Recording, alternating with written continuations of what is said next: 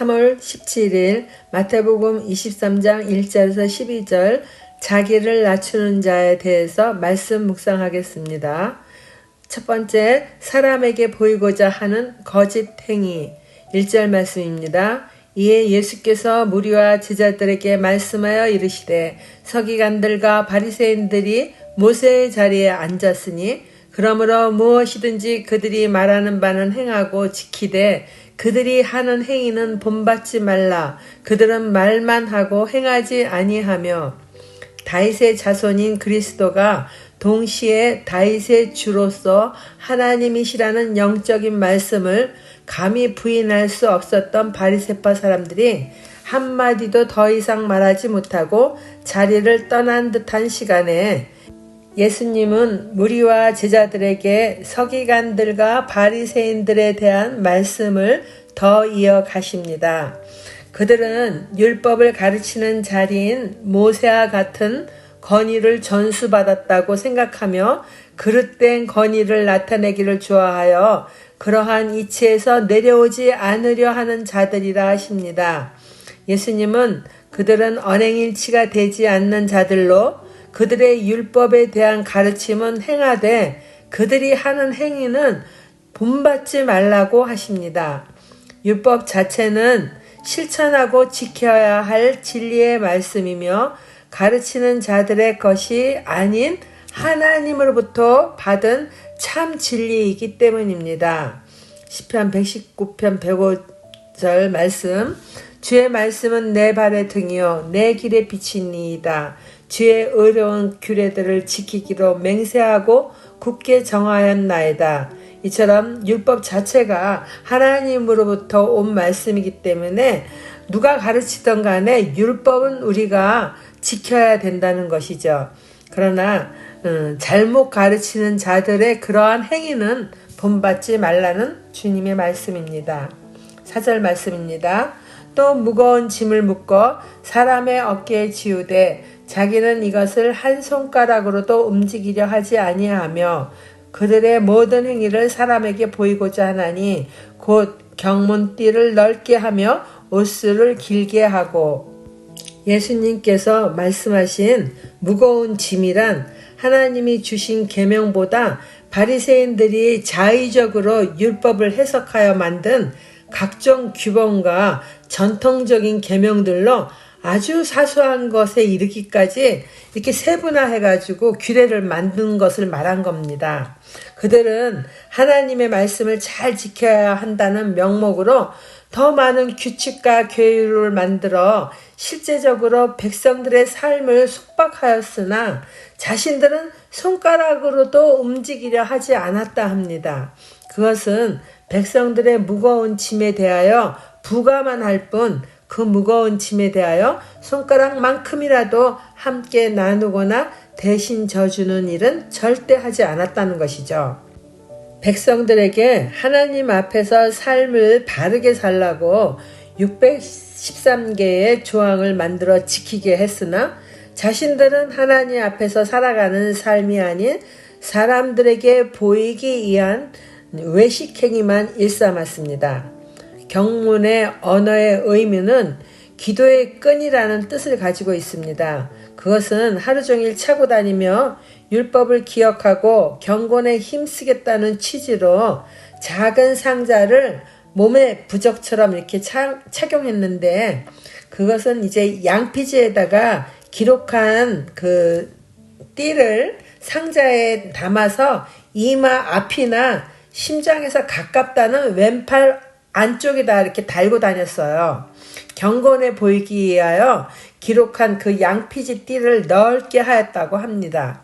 하나님과의 언약을 기억하며 하나님의 영광을 나타내기 위하여 단에 또 옷수를 길게 함으로 자신의 모습을 거룩한 것처럼 보이려 한다고 그렇게 말씀하십니다.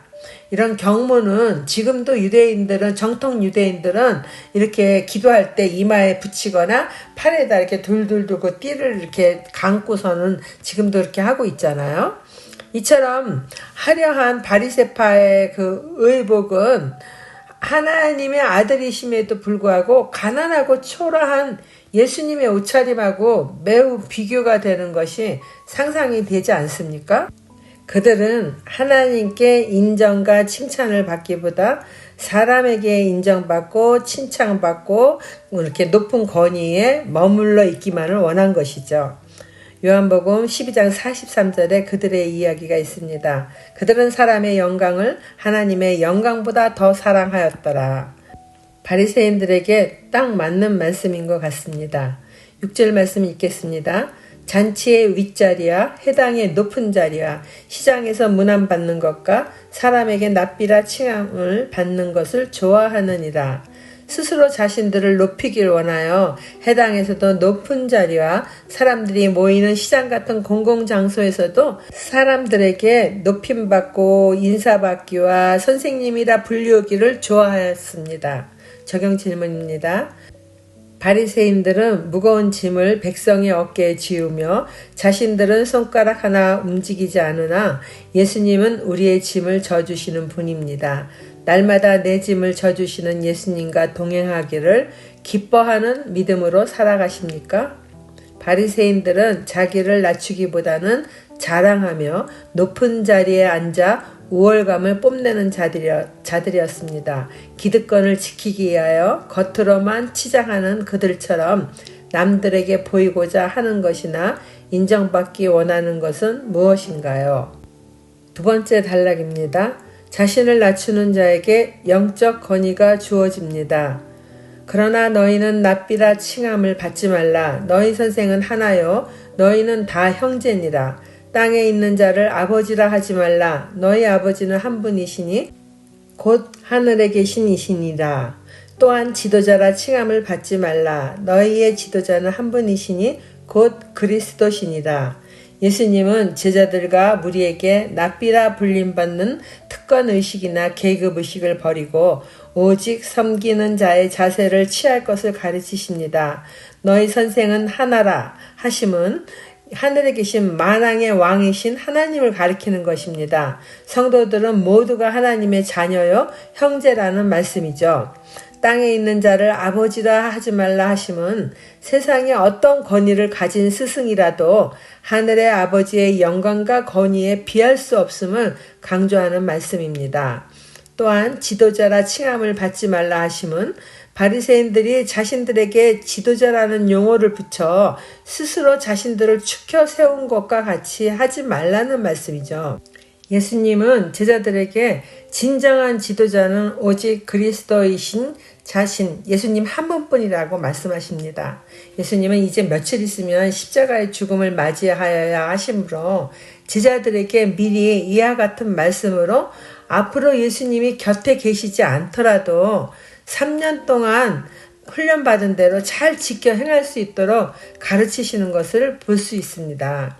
예수님이 떠나고 난 뒤 제자들이 혹시라도 외식하는 바리새인이나 사두개인들의 모습만 보고 그들을 스승으로 맞이하지는 않겠지만은 이제 가르치는 예수님이 없으니까 거룩해 보이는 자들의 누룩에 주의하지 못하고 따라 행하지 않기 위한 가르침이라고 생각이 됩니다. 바리새인들과 사두개인들의 누룩을 조심하라 그런 말씀을 계속 하셨잖아요.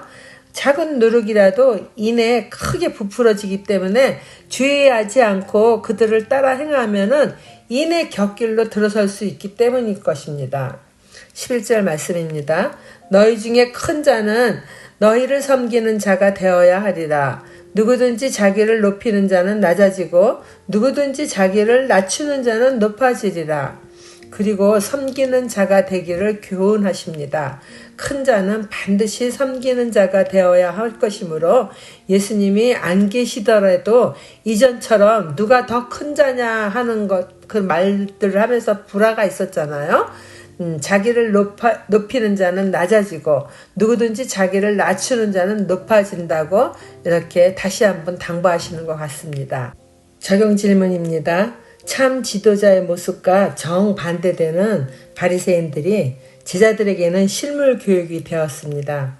모세의 자리에 앉아 군림하는 바리새인과 달리 낮은 자리에 내려와 섬겨야 할 대상은 누구입니까? 한 분이신 하나님 아버지를 의지하는 삶을 사나요? 땅에 있는 아버지를, 즉 눈에 보이는 모든 권위자를 말합니다. 의지하는 삶을 사나요? 기도하겠습니다. 하나님 아버지, 낮아지기보다는 바리새인들 같이 높아져서 우월감을 가지며 사는 것이 옳지 않음을 알지만은 때로는 그와 같은 삶을 부러워할 때가 있음을 회개합니다.